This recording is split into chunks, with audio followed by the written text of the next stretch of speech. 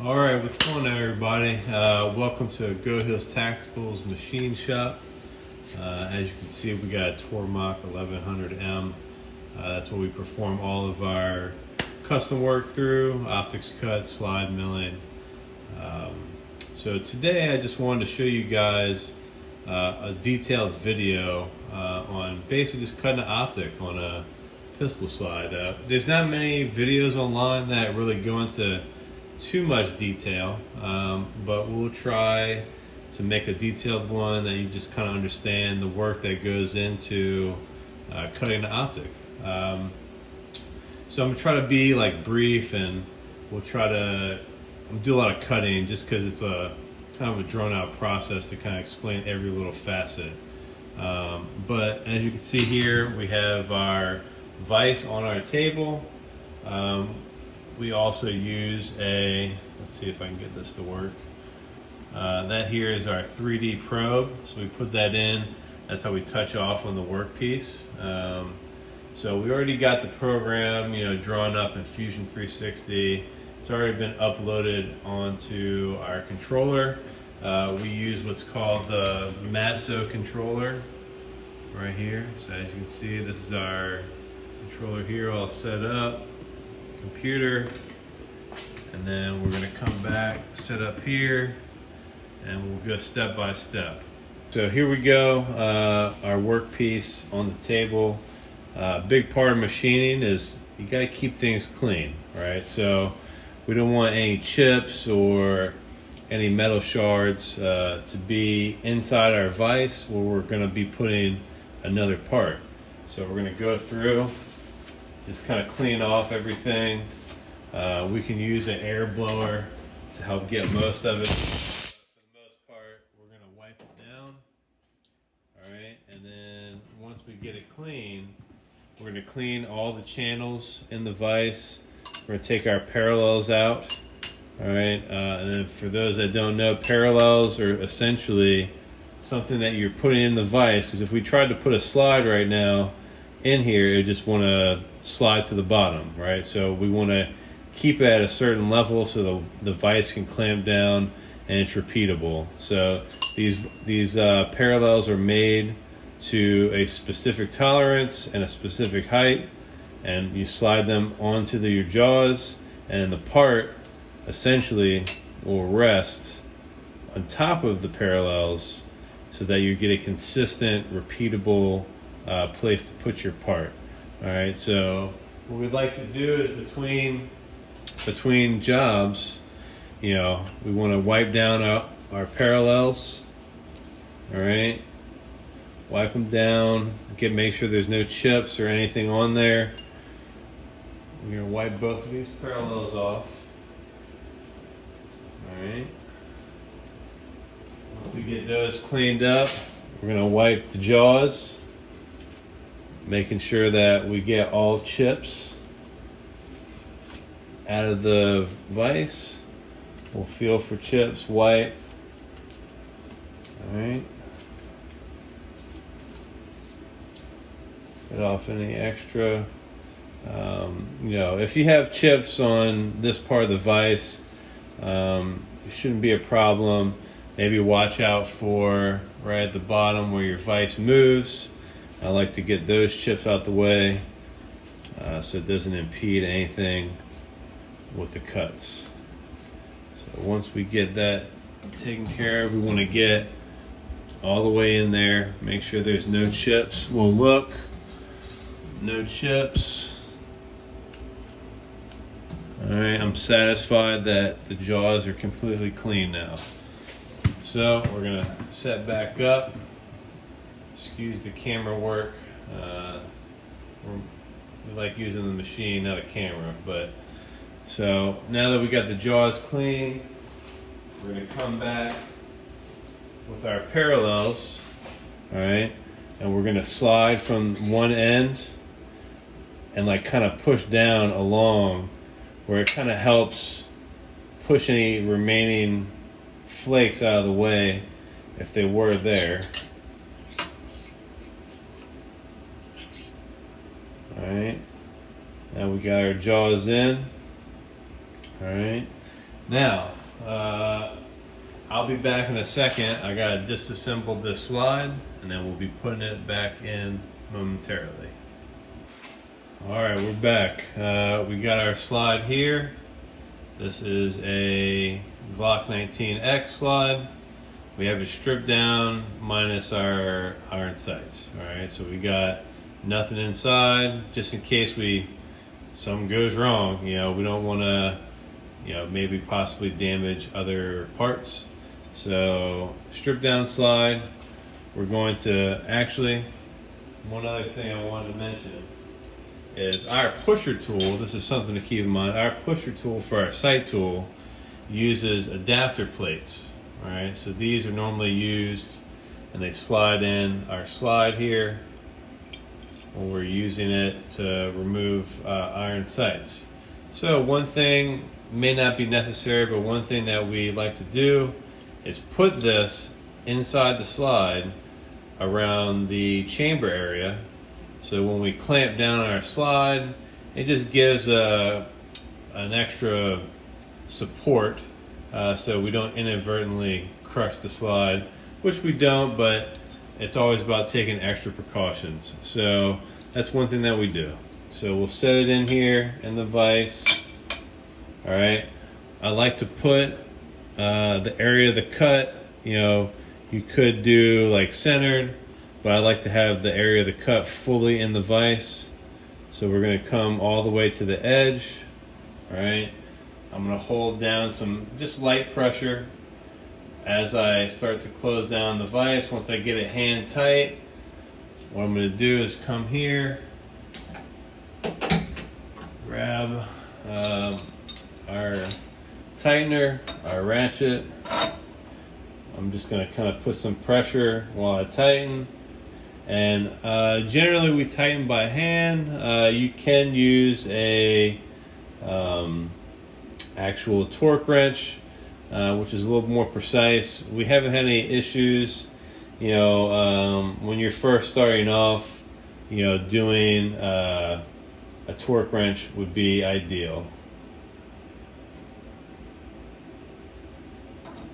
So we pretty much do it by hand now, once you get the feel for it. And for a part like this, it doesn't need to be crazy tight. So now we're locked in. We're going to go ahead and put in our probe, and then we're going to start to probe off the part. Okay? Be right back. All right, and we're back. We're about to probe.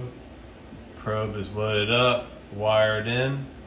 All right, there's our part. So first thing we're going to do is our Z-axis. So we're on our jog screen. So we're going to start moving our probe into position. All right. Get her lined up. Generally we go like kind of, because the vise, we're level and trimmed up to within about a 0.5 thousandth. So our work offset is actually going to be the end of here, centered, but on the back of the slide, and then Z is our top of the slide. So we can't really do it right there, so we're going to do right next to it. All right. So I'm going to lower our probe into a close position. All right. Get it lined up, and then we're going to go ahead and pull up our probing tool and our controller. Make sure our settings are correct. And then we're going to probe that top. All right, and that's going to give us our offset for the top, our work coordinate for the Z. All right, and then what we like to do to be precise, our machine doesn't have, what we really want is automatic probing.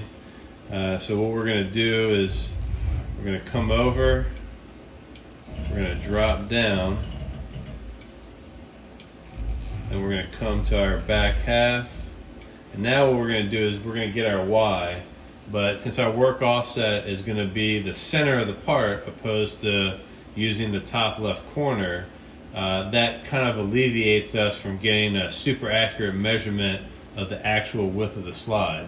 By setting our work coordinate to the center, what we can do is we can probe both sides, so Y1, Y2, and then basically calculate the offset of the exact center, and then just enter that in manually in our Y offset for the work coordinate G54. So this takes a few minutes, so I'm just going to probe this and I'll be right back, both sides, and then we'll get the center. Alright guys, back. Our work offset is set, X, Y, and Z. We've preloaded our first tool. For this op is going to be a 3/16 square end mill 4 flute. So program's loaded up. We went to the beginning. We're going to hit cycle start. It's just telling us load the tool, which we've already done. And then we're going to hit start. This step we use coolant. And how we have our machine set is, although we have an automatic tool changer, we just prefer to use manual changes, and then we actually run a Z offset on every tool, every load. That way we have a consistent, repeatable measurement, and we get as accurate cuts as we can. So just hit cycle start. We're going to head and drop down, touch off on the tool, and then it will start the first op, which is our adaptive cutting. Our depth of cut for the optic is 0.125, and we are going to cut in two heights. Basically, we do it in half. So we're going to cut half and then the bottom half. And so this is our first step. This part takes a little bit of time, so we'll come back once we're on the next step, and we'll show you. All right, welcome back, guys. We've done basically our first two ops. Our main cut, the main footprint at 0.125 inches, and then how we do our cuts is it's specific to the optic, although it does follow the footprint. So if you can look, we put rear posts.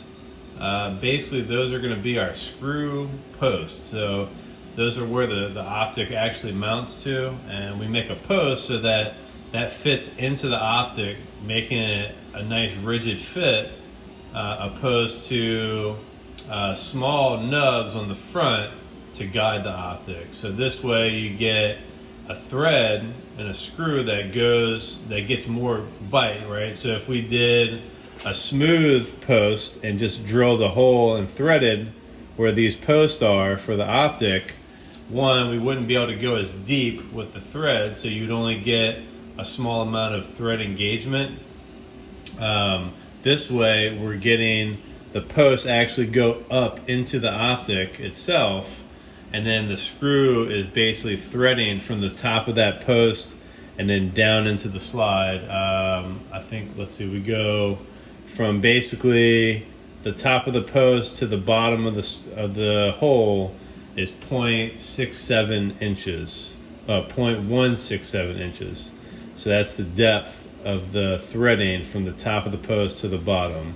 That way we don't run the risk of penetrating into the plunger channel, and then it also gives us good engagement, and we get a very secure, rigid fitment. Now, technically, since we don't have these front posts, that's going to allow you to do some footprint, some of the same optics. So like this one's going to be technically an RMR footprint for a Holosun 407C, but we could fit a 407K. A RMR may fit, but we generally, a RMR is technically a little bit longer from top to bottom. So when we dial in for the 407C, if we stay to a tight tolerance, then the RMR could potentially be a little bit too small. But when they talk about footprint, they're mainly talking about the screw locations, because you have multiple optics in the same footprint, but they could be a little bit shorter or longer than others. But this is for 407C. Got our post. Our next operation is going to be a contour of the side walls, the top and the bottom, and then a contour of the post. So we'll go ahead and set that up now. We're going to hit cycle start. It's going to tell us, change to our 1/8 end mill, which we're going to do.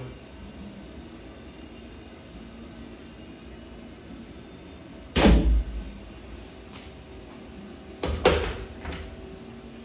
going to put our 1/8 end mill in. You can see that. Load in, cycle start. We're going to touch off on that tool, like I said before. There's a total of 5 tools being used in this operation, or in the cut itself. But we're going to touch off on every tool. We're going to run a contour pass. It'll be close. We may have to dial it in, but we got some other work to do before we even dial in. So this just kind of cleans up the post, just so you get rid of any burrs that were left. So we'll come back here in a second after we do this cleanup pass. Alright guys, we're back. Just did our first contour. Up next is we're going to change our tool. Sorry if you hear some music in the background. We like to listen to a little something when you're working.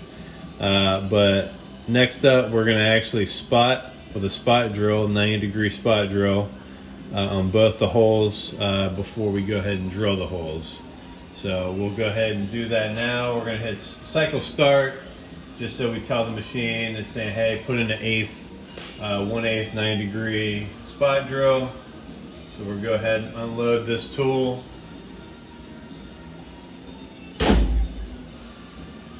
And we're going to go ahead and load our spot drill. It's a 2-flute 90-degree spot drill. Load in, lock it in. We're going to hit cycle start. It's going to take a touch off of the tool. And then we're going to go ahead and spot these 2 tools. I'm going to turn off the coolant for this. I don't know why. It's not really necessary, but sometimes it gets enabled through our settings on Fusion. So we're going to go ahead and for the video, it'd be good. We run this really slow. We run our drill and our spot at a low plunge rate, which means it's going to come down really slow just because we don't like to overload the tool. We've had a lot of experience with especially drilling with those breaking, because sometimes if you don't spot, you'll get a little bit of walking on the drill and could snap a drill. Yeah, there's a lot of factors that go into it, but this is just the way we do it. We find we'd rather take extra time and a longer machining time to make sure that we get the best, nicest cut we can.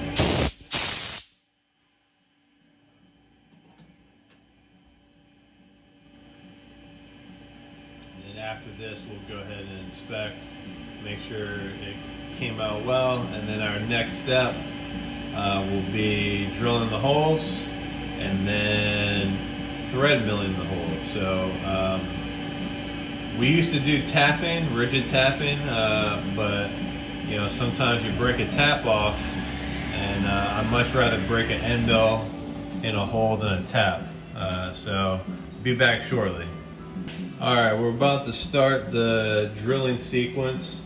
We got our tool loaded, just ready for cycle start. I just wanted to mention this is a number 36 size drill.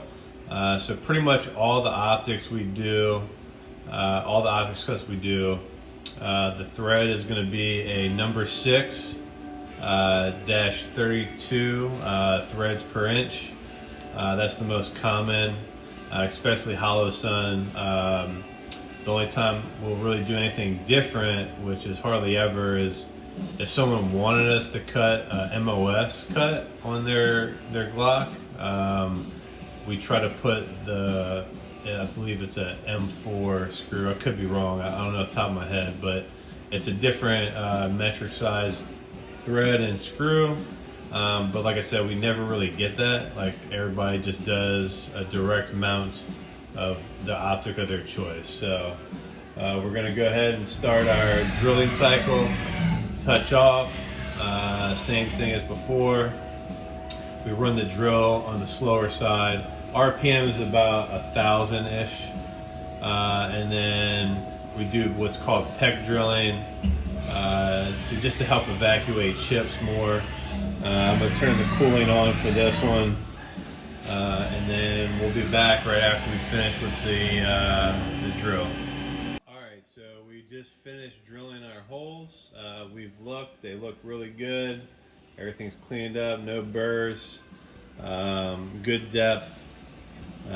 So now we're going to switch to our last official op, which is our thread milling. One thing about our drill, we used to use just standard HSS drills, high-speed steel drills. They don't last long, but we're trying to just, they're cost effective. So now we prefer to run, it's a Cobalt drill, not the brand, but physical, made of Cobalt. They do well, they hold up for hardened steel like on the slides. So up next, we're doing our thread mill. Cycle start, it's telling us to change to our thread mill. So this is a number 6. 32 threads per inch.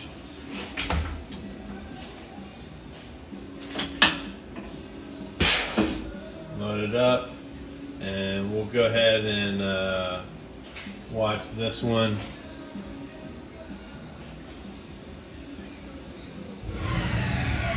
And I like to stand by with the air just to basically get any excess chips out of the way while it's thread milling, just to protect my phone. I'm gonna go ahead and close that in front of the screen. So we're running the thread mill at 7,500 RPM, climbing milling. So we're starting from the bottom and milling and threading to the top from the bottom up, with a repeat pass on each hole to make sure we get nice, clean, perfect threads. With the thread milling, you have to do some calculations. You have a minor and a major of the hole you're doing, but sometimes you have to do an extra calculation because the thread mill is not perfectly, it's not perfectly to a point. There's a crest on each tooth, and so you have to add that into your calculation of your major and minor. So it's not really as simple as doing a major minor difference and putting in. You'll end up with a slightly tight thread, and you'll have to basically rework it anyway. So if you work out that calculation first, saves you some time. So basically right here we're on that second hole, and then once we'll check it out, make sure the hole's good, and then we'll check fitment of the optic, and then we may have to run a cleanup pass on, take a little off one or the other side. We like it to be a really good fit. So we'll probably come back after this thread mill. We'll bring you guys back after we get the fitment all right, and then we'll go over some last steps in preparation before we give the slide back to the customer. Alright guys, here we go. Here's our final cut of the optic. This is just the pattern that we end up with based off our step over. But nice and smooth to the touch. Got our post carved in, cleaned up.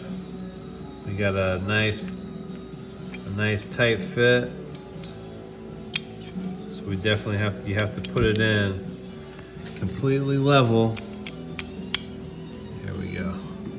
So we got a nice tight fit, no gaps anywhere. So we're gonna go ahead, and before we mount this, we'll come back, but generally what we do is we do a cold blue just to help protect the bare metal. Unless the customer elects to do a Cerakote job after the fact. That's one thing too, that's why it's important to clean your jaws and the gun, the slide, before you go ahead and mount it in the vise to keep any damage from happening to the original coating. So we'll come back after we're all wrapped up, and we'll do a quick show of the gun once it's all put back together. See you in a second. All right, everybody, this is our finished product. It's a Glock 19 from a customer with a Holosun 407C, optics cut, milled in. Came out very well. If you take a look here, we are dead center on our cut. Looking really good, nice and stiff, no play. Very rigid even without our screws. So our post did a great job of keeping the optic perfectly aligned, dead center, and we'll have a happy customer. All right, guys, thanks for joining us, and hopefully you like, share, and subscribe, and we will be back with another video at some point. All right, have a good one.